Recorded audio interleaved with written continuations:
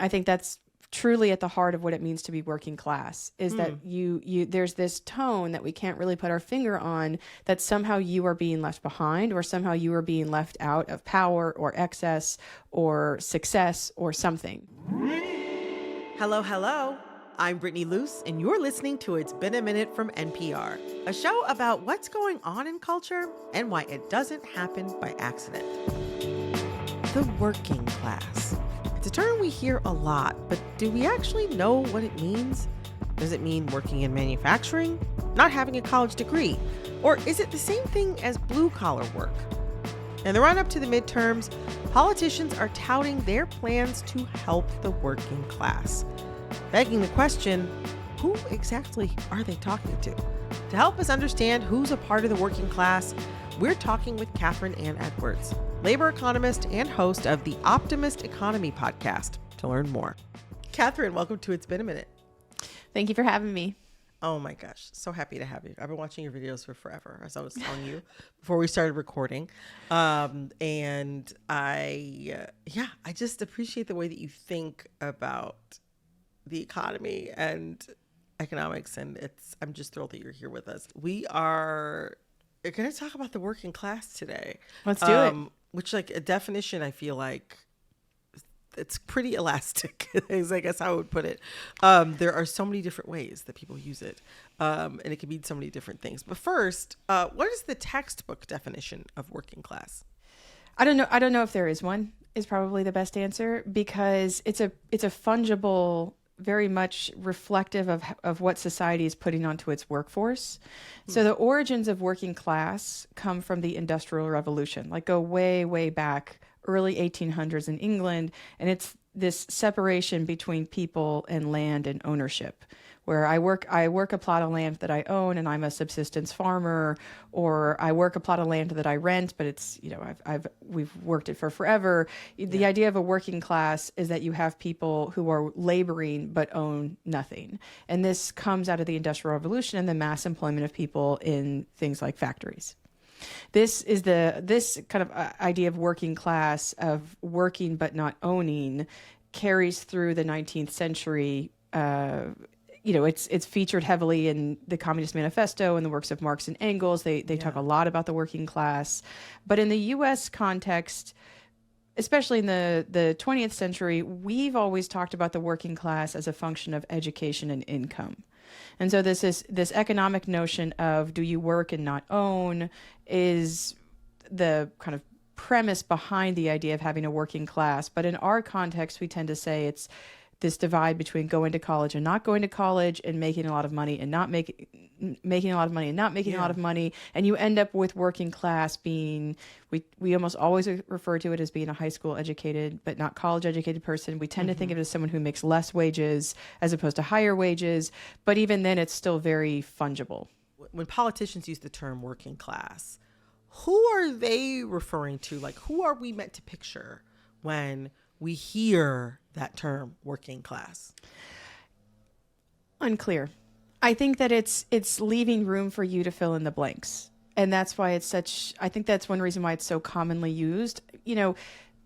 I'm sure you've heard some type of, and your listeners as well, have heard some type of statistic, like if you ask the average American whether or not they're middle class, 90% of people will say yes. Yeah. And we have a self-identification that comes from middle class. And when politicians use middle class, the fact that they say that and 90% of Americans will think that they're talking about me is this way to, have some degree of interpretation, reflection that comes from the person of what do I identify as. I think what we've seen, recently is that there's also more like self-identification as working class. But even people who make, if you look at their kind of drill down in the data, there's people who make more than $100,000 a year who will say they're working class. Yeah. And so it's starting to catch more people as a self-identifier. So I think you wouldn't say Gallup has a definition of working class. It's Gallup lets people fill in the definition of working class, and you end up with a lot of people who make a lot of money who say I'm working class. What's the relationship between like a definition of the middle class and a definition of working class? Like, how do they fit together? How are they separate? What's up with that? I think we should talk about the political and economic elephants in the room. Okay. Political elephant in the room is that when we talk about working class, we're often talking about white men. Like a And the Springsteen kind of lunch pail factory sort of like fantasy that some politicians kind of bring up in 2026. I don't know if it's that because typically because there's a lot of conflation of working class and blue collar. But working class, the reason why we are talking about it so much today is because white men without a college degree over the past 50 years have shifted political parties from Democrats to Republicans. And that makes them important because they changed. And that influences elections to have a voting bloc change from one party to another. And so they get they're very like important politically because they shifted their political preferences. The other reason why they tend to be focused on is that there are certain gaps in voting blocks in the U.S.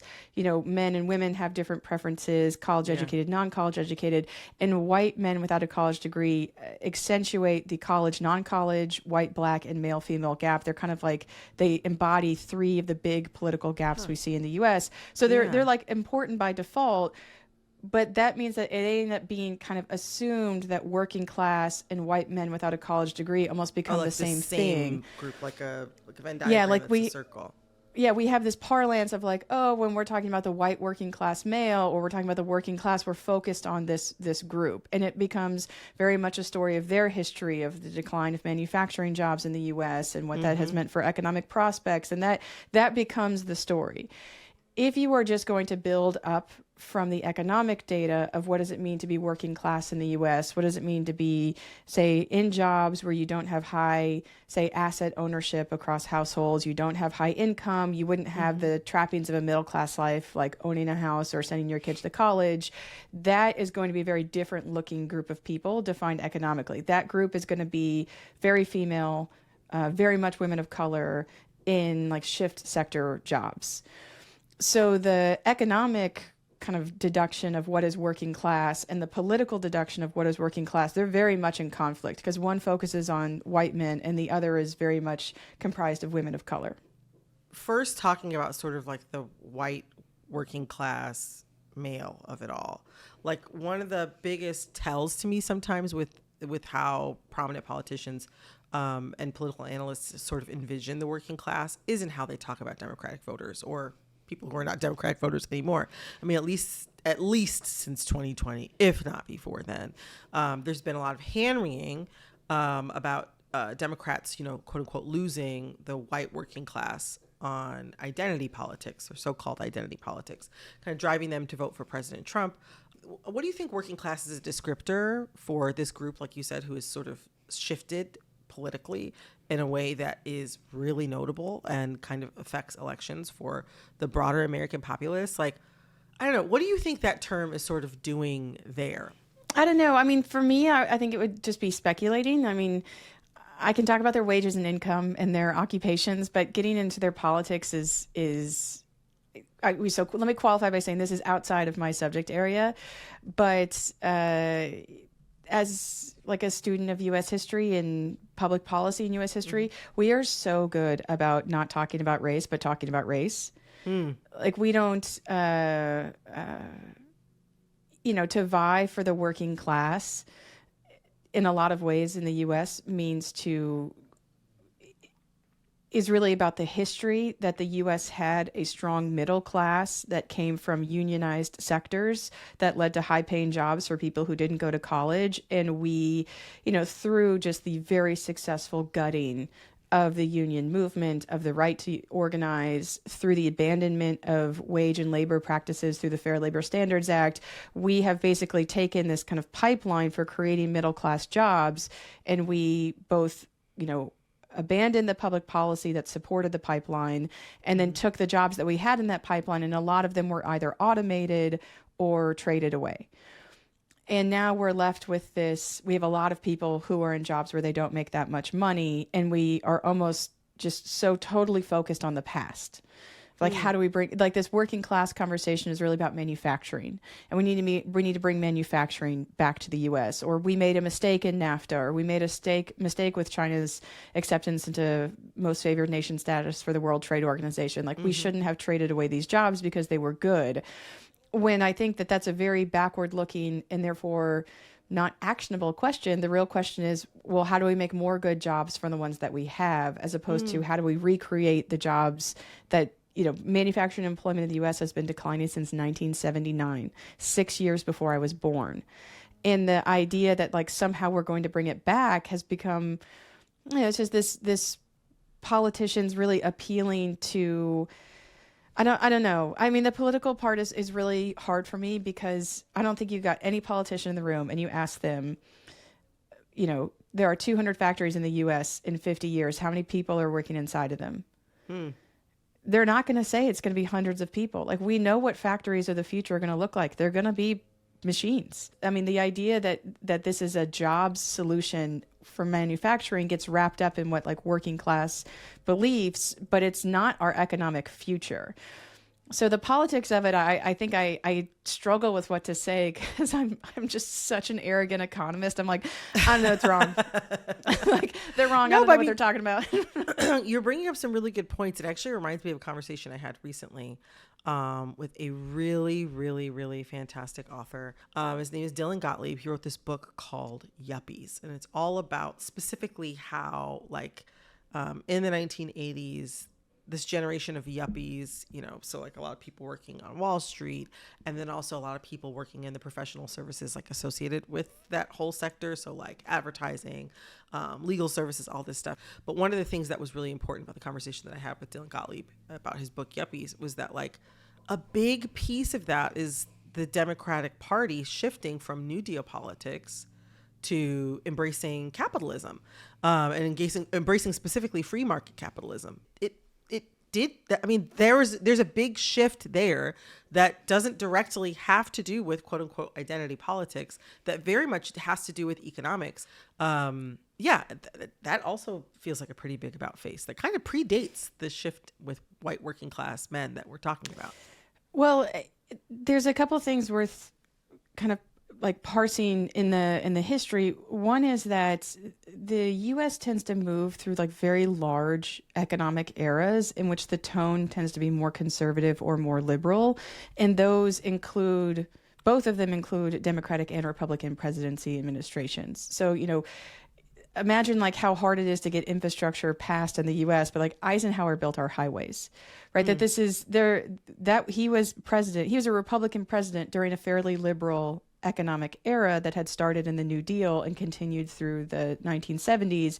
By the time you get to the 1970s and 1980s, we move into a much more conservative era. So you have, Democrat presidents like Clinton, who ended cash welfare and supported free trade, which were relative. Like I think that we put a lot of emphasis on the exact person or party. We're at kind of a crucible moment right now because we've been in a very conservative economic era with Republican and Democratic presidents for about 50 years. And so I think it makes it easy to do political navel-gazing of like, what have Democrats gone wrong? And like, what did they give up? What didn't they fight for?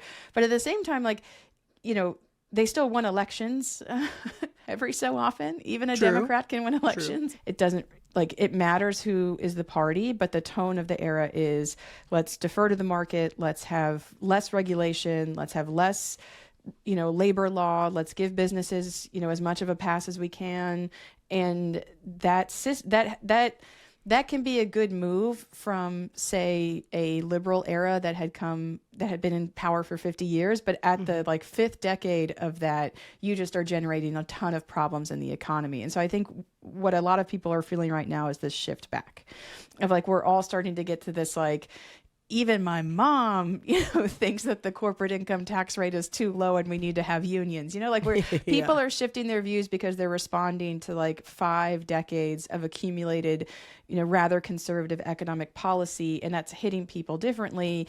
I don't know, like, I guess I just don't know how much political parties actually have that much control or sway. Wait, I have a question. I think that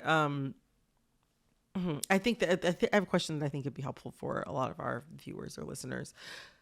Like, you've described this a little bit, but what is a conservative versus liberal, like, sort of economic moment? Like, what is that? What's sort of like the difference between each of those things?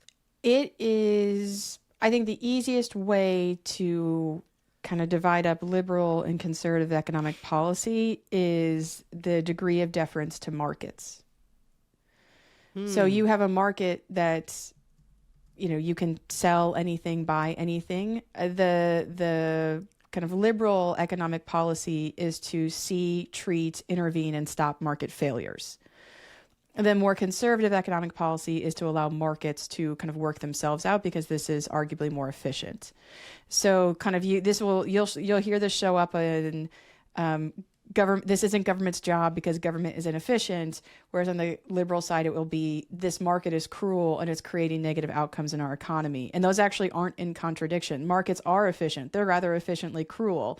Government isn't necessarily as efficient because it's not a cold-blooded market and it intervenes. And so the question is, what do you want to have? Do you want to defer to the cruel, efficient market, or do you want to have some intervention? Most people want a degree of intervention all of the time. I think it's the salience of the intervention and how well it's executed, as well as the degree of failure and cruelty from the market that kind of switches you from like the more liberal to a more conservative approach. It's all on the spectrum. So what are some markets in failure? Let's go through some heavy hitting examples. Okay. One of the most failed markets in the U.S. is healthcare and health insurance. Oh, yeah. All right, so if I were to have a perfectly free market for health insurance, nobody old, nobody chubby, nobody sick, none of you would have health insurance because a health insurance company would look at you as a risk and say, well, you're not going to be as healthy, and so you'll cost me more, so I'm not going to sell you insurance. And so we have intervention into the health insurance market to require this market be fair. When left to its own devices, it absolutely would not.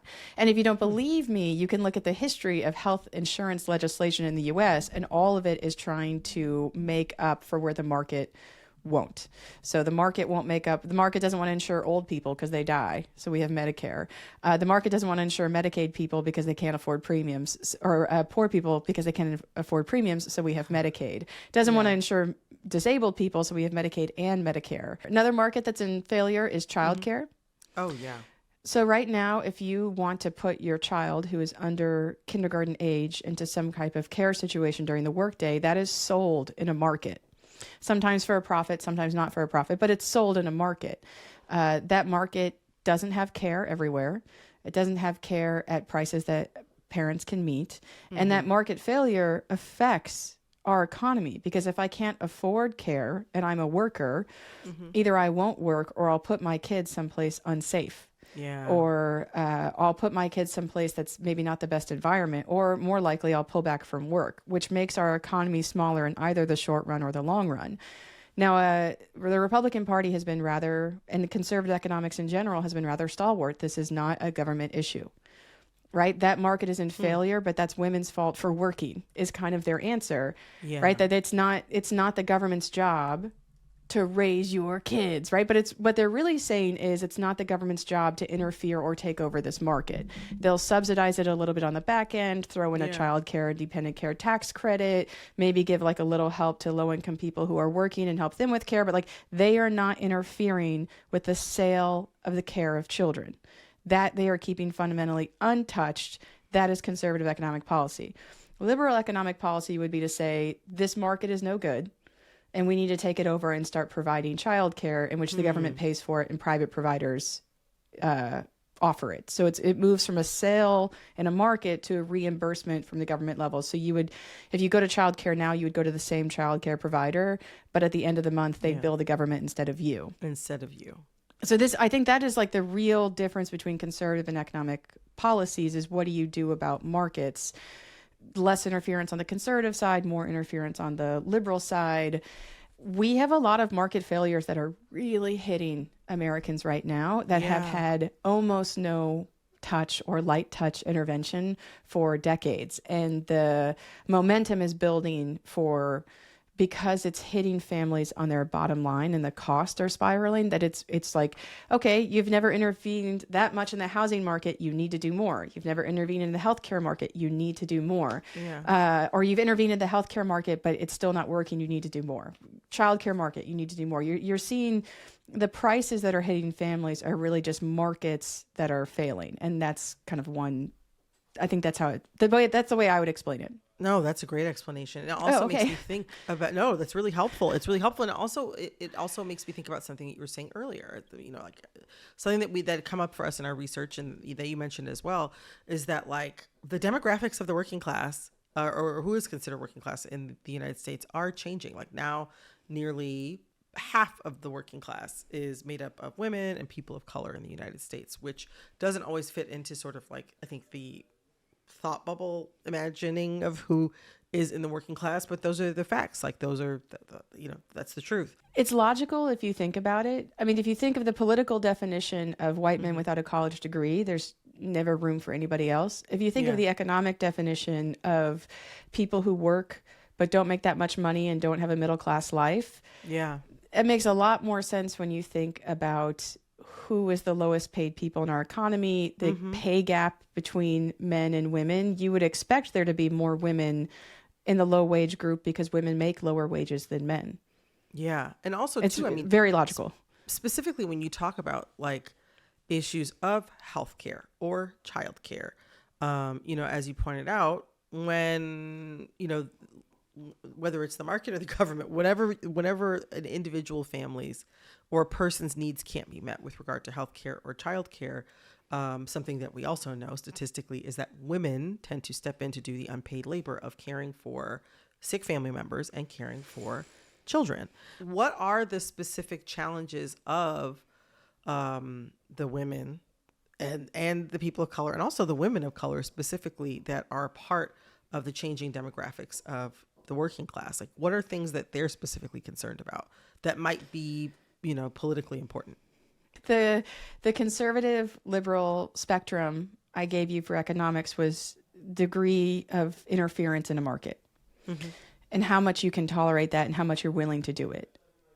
I think that one market that has been given free rein for too long is the labor market.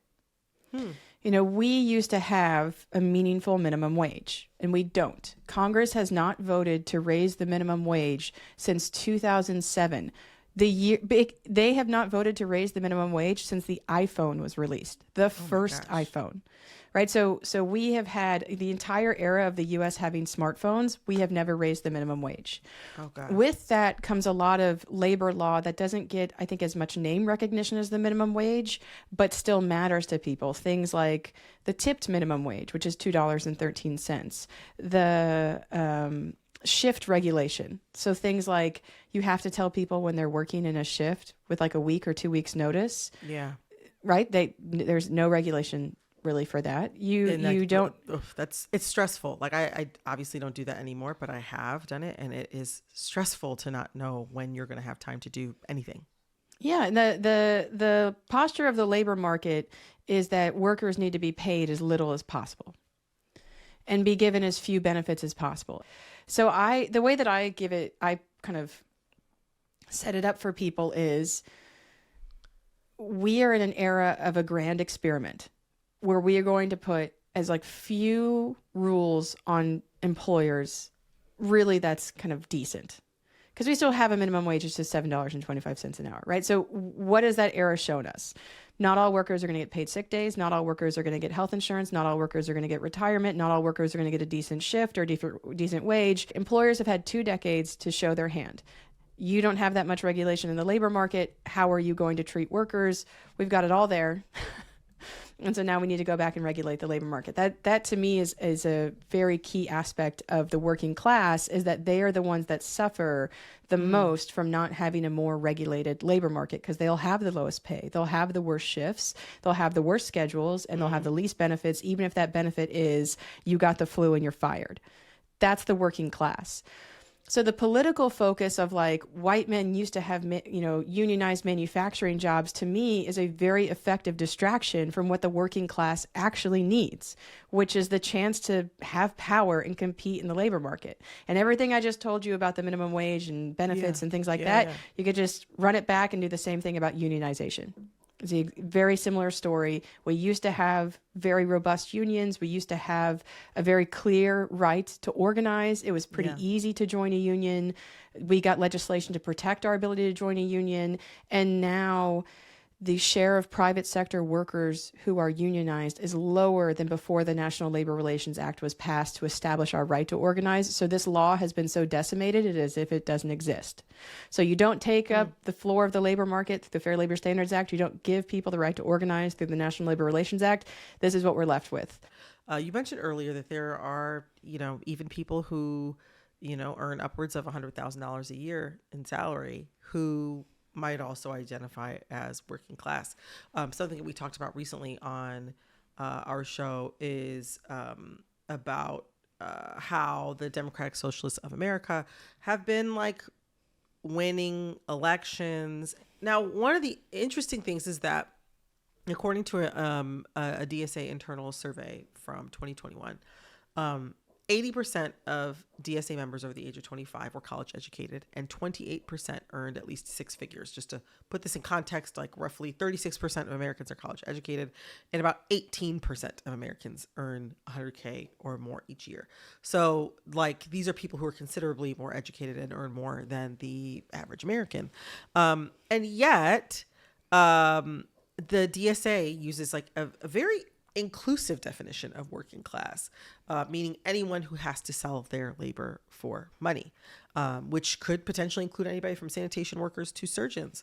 I wonder, like, what do you see from your perspective as an economist? What do you see in whether it's an opportunity or a potential pitfall? What I see in the labor market right now is that the U.S. worker writ large is at a nadir of power. And if you think of workers' collective power coming from, their ability to bargain, their ability to ask for more, their ability to leave. I mean, we consider the heart of worker power to be the ability to quit your job and go to a new one. Yeah. Oh, true. I mean, and there are plenty of people who make high earners, high educated, who've been unemployed for months or even years because they have not been able to find a new job, even with credentials out the wazoo. It does not take a low wage to be terrified of losing your job because you don't know what else you would get. We call this, I think on the labor side, we would think of this as being the effect of both a weak labor market and increasing employer concentration. And that the number of firms that you can go to in your area with your skill set in your city or your county, that number is probably getting smaller. We measure employer concentration, in both the national labor market and in local labor markets to study how much mobility workers have aside from anything else, just how many options do they have? And it's a number that's falling.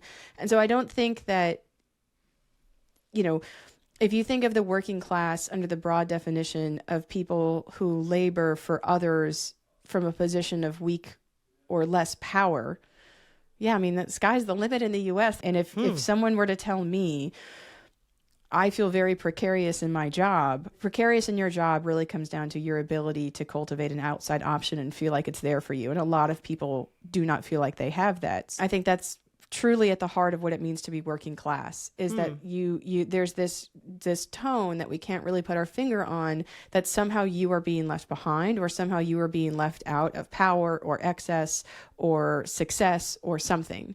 And so I think that there are a lot of people who would feel like that applies to them. But I mean, it also makes sense when you think about market failures and what are the markets that are hitting people and squeezing them. And you've squeezing them like in a way that they probably feel on a daily basis too. Oh yeah, squeezing them on childcare. Yeah, you feel those every day. Courting a group of voters and saying white working class or white men without a college degree don't like Democrats anymore, and then working back logically from what they want is not necessarily going to get you what the economy needs right now for Americans. What Americans need are basic protection in the labor market, and they need basic protection from markets that are absolutely running amok in their finances. And I think deferring to a group of people who have shifted their voting makes sense for political scientists. But I think as an economist, the needs don't stack up so neatly with political voting patterns. Like the needs are obvious, and I wouldn't want anyone to be distracted from the needs. Like the ask is there, or the needs are there, respond to those. And then if you really wanted to get philosophical about the politics, like don't let people usurp the notion of what it means to be working class. I don't know, that makes me sound quite hostile to white men without college degrees. I just think that they get treated really sorely by politicians because they're sold a really terrible bill of goods. The US used to have more manufacturing jobs, and you're a white man without a college degree, therefore I'm going to fight for more manufacturing jobs. It's a lie, because there's not any reasonable belief that we're going to enter a manufacturing employment renaissance in 2050. And that factories will have thousands of people in them the way they used to in 1940. Like they're chasing the past and say like, oh, these white men, they need unionized manufacturing jobs. As opposed to like, I don't know, unionized hotels and restaurants, because those jobs aren't going anywhere. Like someone has to carry your bag up to your hotel room if you can't. That's not going to another country. That's not going to a robot. Like we have to have people in certain places make those jobs better. I think that there's, what I didn't emphasize was this two-way street of, you know, what we define as working class politically and economically, but then how those constituencies are met by politicians. I think that the attention on white men without a college degree is doing them a disservice, because they're being told essentially like a public policy or an economic policy package that isn't going to work. And you can see that all around you in the second Trump administration. All we need to do is have tariffs to bring manufacturing job back, and you'll all be fine. They are shortchanged so severely by the very shallow economic rhetoric surrounding what they need. That's why I think not only the whole, you know, I'm a hammer, the whole world's a nail, so I'm a labor economist, but if you just ignore any voting pattern you've ever seen and just look at the economy, is a very clear set of policy solutions that present themselves around basic market interventions to make people and workers feel less overwhelmed by markets, less at the mercy of markets, and more empowered in their own economic lives. I think that the race gender distinction that ends up on working class in today's political conversation does a disservice to all of us, especially them. It's interesting, the types of policies that you suggest. I mean, even if we are focusing, the types of policies that you suggest, even if they would be extremely helpful in a very obvious way to many working women, many working people of color, it's still, it's the rising tide that lifts all boats. Like, who wouldn't benefit from nationally mandated sick days? Who wouldn't benefit from more affordable childcare? Like, everybody would. And trust me, we've talked a lot about those things on our show before, and how, you know, those changes don't just affect the people who are, directly, actually taking the sick day, or the people who are actually organizing or doing the childcare. They have positive effects on everybody, regardless of whether you're sick or well, regardless of whether you have kids or not. Yeah, the rising tide that lifts all boats it sounds like what you're describing. But that isn't really foregrounded in these conversations. So I appreciate you bringing that up. Yeah, I think I tried. I have stammered over every question about politics. I'm like, I don't know what. Don't worry. It doesn't make any politics on some level makes no sense to me. But I think I'm very much like problem solution oriented, and I think there's a whole other conversation. So I have a podcast, and we talked about this in one of our episodes of there is no worse conversation in the U.S. than the one about boys and men, and how we have these I'm sorry, I can feel the table shaking around me. Continue. And that it is a really some of the most male issues in the U.S. economy have to do with incarceration and addiction. And that doesn't come up. You're like, oh, boys need to start school later and we need manufacturing jobs. But in the here and now, what men disproportionately suffer from is incarceration and the very long effect awful effect it has on your ability to get a job, and addiction, not just drugs or alcohol, but also gambling. Like Oh gosh. these are the Yeah. addictions. These are the ills that are hitting boys and men very hard. And yet the conversation about boys and men is like, let's all be mad girls go to college and enter a labor market where they still make 20% less. Like, to me, if someone's talking about how we need to have a blue collar manufacturing job back, it's almost like a tell that they don't have meaningful economic policy. Because meaningful economic policy wouldn't be, let's bring back what worked in 1950. Meaningful economic policy is, let's bring back what works today. Today's economic policy isn't, let's recreate the 1950s. Today's economic policy is making a better economy from what we have. So it's the same thing of, to me, they're similar shades of, we talk about the white working class male in elections. We talk about boys and men in, culture and society, but they are distractions from the actual issues, and they offer solutions that are not viable in today's economy at all. And that does a disservice to everybody, particularly the constituency groups they hold up, like poster children of, here's who I'm helping, with nothing to show for it. No, I'm really glad you brought that up. I mean, specifically what you said about addiction and incarceration, because one of the things, I've read the books, right? The one, Richard Reeves, and, I've read the books. And one of the things that is continually touched upon in this conversation in general, that I actually do think is extremely important, which is men and boys' mental health. But like, when you talk about addiction and incarceration, I mean, those things absolutely destroy your mental health. It's like a very crucial reframe you've just given me. Well, and then, tie that back to the One Big Beautiful Bill Act to cut Medicaid, right? Medicaid disproportionately serves, addiction and treatment in the U.S. more than private sector health insurance plans. Medicaid is going to punch well above its weight in actually providing very good treatment to people with addiction. And of course, they cut it. So I think the politics I will never understand, but the policy failures I will. And not offering a health intervention to men, that's the failure, right? We need universal health insurance. In a lot of ways, women would benefit from that on the kids' side, but men would benefit from that on the treatment side. Wow. Oh my gosh. It's all, Kathryn, when you ignore politicians, the world is actually like a lot easier to understand.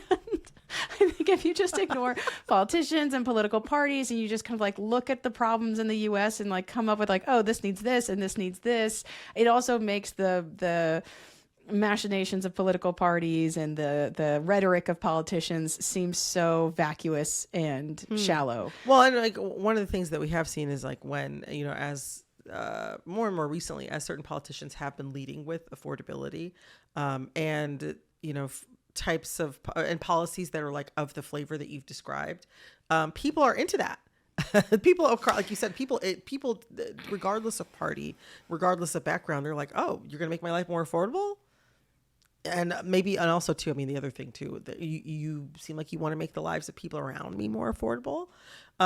Interesting. I'm compelled. Let's see what happens. I think there's this weird navel gaze of like, where is the democratic socialist resurgence coming from? And like, the Wall Street Journal could not be happier about this, because now the editorial board has something to write about like every other day of like, I mean, like the amount of coverage that they give to any democratic socialist candidate, like they must be in high cotton. But I mean, for the rest of us, like, I think it's pretty simple. People want policies articulated to them that meet the problems in their economic life. Those are pretty simple policies to articulate. It should be like, this should be a rota coming from every candidate of like, we need this and we need this and we need this, right? Just put it out there. Yeah, we got to fix health insurance. We got to fix childcare. We got to boost the labor market. We got to go. And I think that my sense of the democratic socialist is that they just have a very clear interventionist policy agenda that people are looking for. And then there's this like third order navel gaze of like, what does Mom Donnie mean? And I'm like, oh, still don't care. I still just want policies that make people's lives better in the economy. And if someone articulates them, like, good. Well, I think there are a lot of people that agree with you on that idea. And I really appreciate this conversation. And just how well you laid all of this out for me. You've given me a lot to think about. And good. I'm really glad that we got to talk today. Kathryn, thank you so much. Oh, thank you so much for having me. And to all of you watching, thank you so much for hanging out with us. Be sure to come back to this feed every Tuesday for a fresh video episode. You can watch these episodes exclusively on Spotify, YouTube, and the NPR app.